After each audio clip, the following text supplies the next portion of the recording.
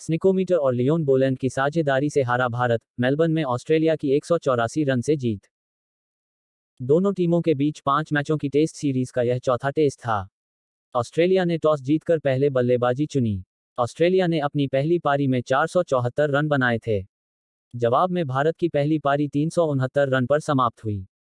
भारत के सामने 340 रन का लक्ष्य था, लेकिन भारतीय पारी एक दिन में ही सिमट गई। ऑस्ट्रेलिया ने भारत को मेलबर्न में बॉक्सिंग डे टेस्ट में 184 रन से हरा दिया है। जीत के लिए मिले 340 रन के लक्ष्य का पीछा करते हुए भारत की दूसरी पारी 155 रन पर सिमट गई। भारतीय टीम को आज ही लक्ष्य मिला था, लेकिन टीम इंडिया 3 सत्र भी नहीं खेल सकी और 11 बल्लेबाज पवेलियन लौट गए। मेलबर्न में टीम इंडिया की टेस्ट में यह 13 साल बाद हार है। इससे पहले भारतीय टीम को 2011 में हार मिली थी। इस जीत के साथ ही ऑस्ट्रेलिया ने 5 मैचों की सीरीज में 4 टेस्ट के बाद 2-1 की बढ़त बना ली है। अब पांचवां और आखिरी टेस्ट 3 जनवरी से सिडनी में खेला जाएगा। रोहित की कप्तानी में पिछले 2 महीने में 6 टेस्ट में टीम इंडिया की यह 5वीं टेस्ट हार है। न्यूजीलैंड के खिलाफ 3-0 से हार के बाद भारत को एडिलेड में और फिर अब मेलबर्न में हार मिली है। टॉस जीतकर पहले बल्लेबाजी करते हुए ऑस्ट्रेलिया ने अपनी पहली पारी में 474 रन बनाए थे। स्टीव स्मिथ ने शतक जमाया था। जवाब में भारत ने अपनी पहली पारी में 369 रन बनाए। 21 साल के नीतीश रेड्डी ने बेहतरीन शतक लगाया।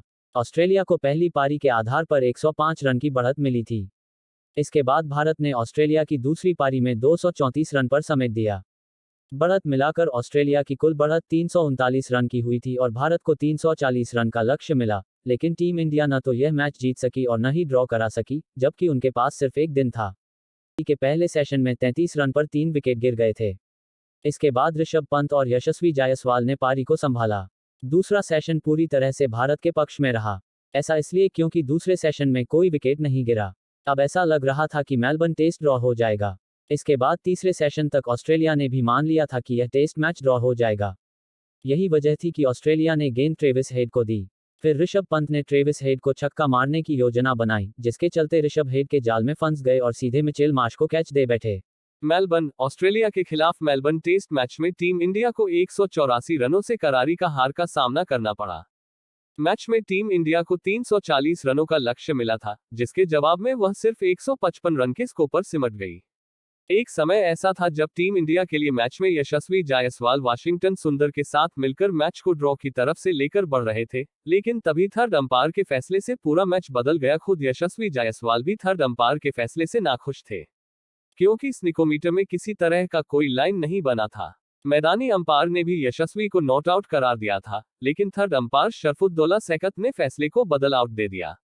इसके बाद से ही सोशल मीडिया पर बवाल मचा हुआ और फैंस बांग्लादेशी अंपायर को अपने निशाने पर ले लिया है। यशस्वी जायसवाल का स्निकोमीटर को लेकर विवाद ने भी इसमें अहम भूमिका निभाई। यशस्वी को बिना किसी ठोस सबूत के तीसरे अंपायर ने आउट दे दिया था। इसकी सुनील गावस्कर और रवि शास्त्री दिग्गजों ने आलोचना भी की थी। यशस्वी के आउट होने के बाद पूरी टीम लुढ़क गई। अब भारत को बॉर्डर गावस्कर ट्रॉफी को रिटेन करने के लिए अगला टेस्ट जीतना ही होगा। 2-2 से सीरीज बराबर होने पर भारत के पास ही ट्रॉफी रिटेन होगी। इस हार के साथ ही भारत के विश्व टेस्ट चैंपियनशिप में पहुंचने की उम्मीदों को भी झटका लगा है। अब उसे अन्य टीमों के नतीजों पर निर्भर रहना होगा। साथ ही सिडनी में अगले टेस्ट को जीतना ही होगा। ड्रॉ या हार टीम इंडिया को रेस से बाहर कर देगी। साथ ही यह मनाना होगा कि श्रीलंका अपने घर पर ऑस्ट्रेलिया को 2 मैचों की टेस्ट सीरीज में 2-0 से हरा दे।